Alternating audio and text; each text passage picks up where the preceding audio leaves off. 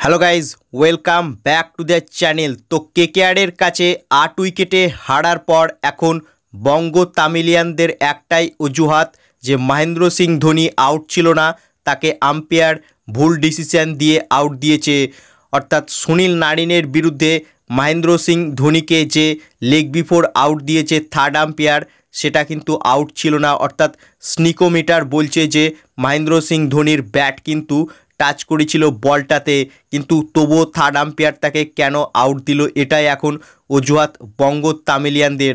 তো বঙ্গ তামিলিয়ানদের আর কি বলবো, কারণ ধোনি যখন ব্যাট করতে আসে তখন চেন্নাই 72 রানে অলরেডি 60টা উইকেট হারিয়ে ফেলেছিল এবং 15 ওভার চলছিল। সেখান থেকে থালা কত রান করতে পারত। অর্থাৎ এইসব অজুহাত দিয়ে কিচ্ছু লাভ নেই, কারণ সিএসকে এবছর পুরো শেষ। অর্থাৎ বঙ্গ তামিলিয়ানদের স্বপ্ন একেবারে শেষ করে দিল কেকেআর টিম।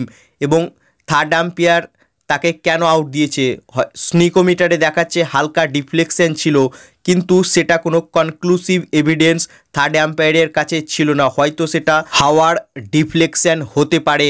যদি স্নিকোমিটারের ডিফ্লেকশনটা আরও একটু বড় হতো তাহলে আম্পায়ার ডিসিশন নিত যে ব্যাটে বল লেগেছে, এ কারণে তাকে নট আউট দেওয়া হতো। কিন্তু যেহেতু আম্পায়ারের কাছে কোনো কনক্লুসিভ এভিডেন্স ছিল না যে ব্যাট বলের সঙ্গে লেগেছে, তাই এবং স্নিকোমিটারেও খুব একটা বেশি ডিফ্লেকশন দেখায়নি, তাই থার্ড আম্পায়ার তাকে আউট দিয়েছে।